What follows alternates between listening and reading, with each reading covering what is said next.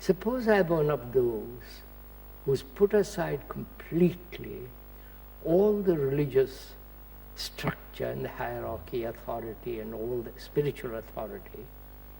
They have no meaning to me personally. And so if a man like me says, now I want to find out, I want to really find out if there is something which is thought has not put together.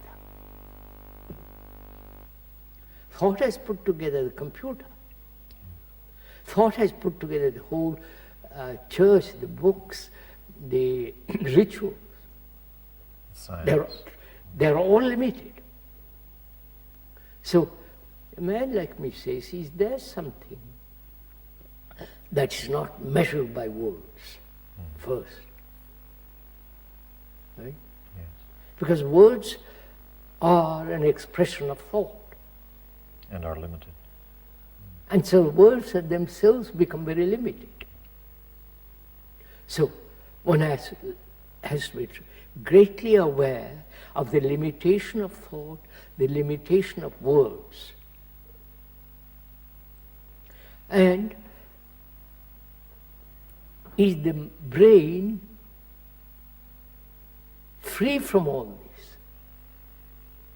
Or is it still conditioned by the tradition, by the past, the background, as a Christian, a Hindu, Buddhist, Islam, so on?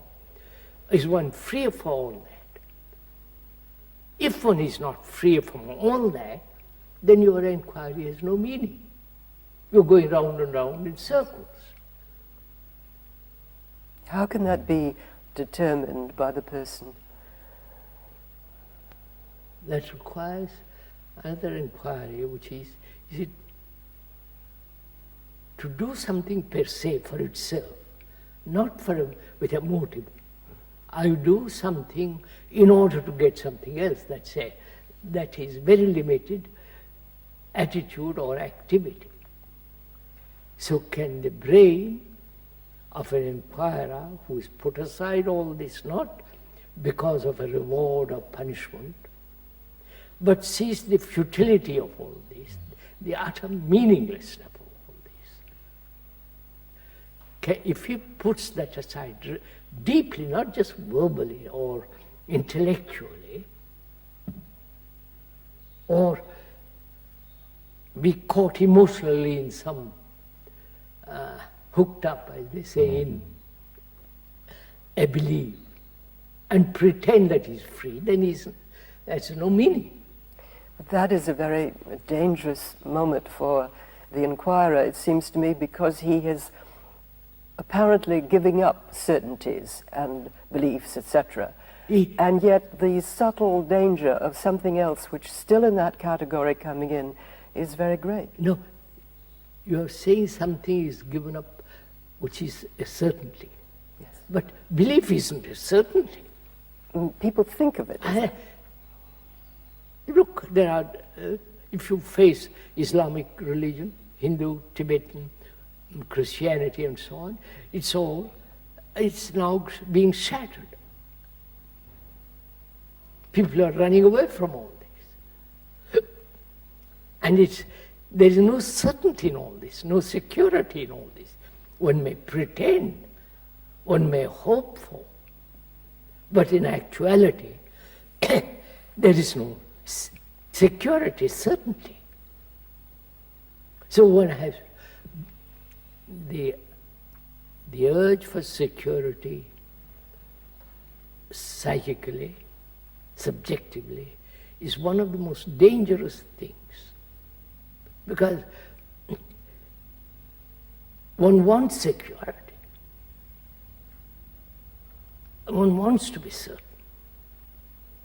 And that is the pitfall. Because the moment you can find something and stick to it, and say, this I'm certain. I've had marvelous experience, I'm quite sure it is so.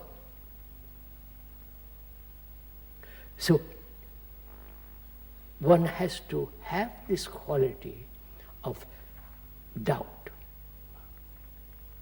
Doubt everything, your own experience, your own thinking, and all the inhibitions, all the aspirations, all the imagination, doubt all that. Because it's one of the strange factors